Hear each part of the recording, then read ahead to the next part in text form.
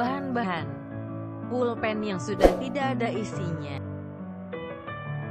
cotton bud yang telah dibagi dua, kawat, dan air. Cara lilitkan kawat pada cotton bud. Pastikan kawat ada di dekat ujung cotton bud seperti dalam video.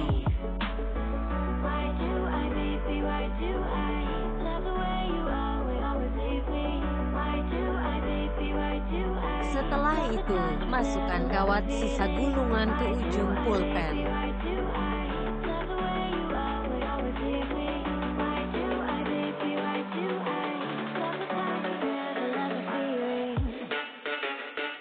Pasang ujung pulpen dengan badan pulpen. Rapatkan. Lilitkan kawat sisa ke badan pulpen. Pastikan di bagian yang akan dikenai jari.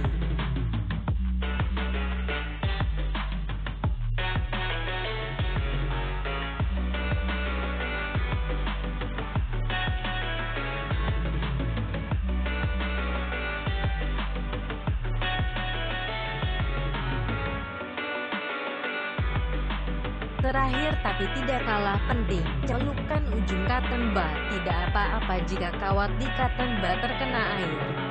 Pastikan tidak terlalu basah ya.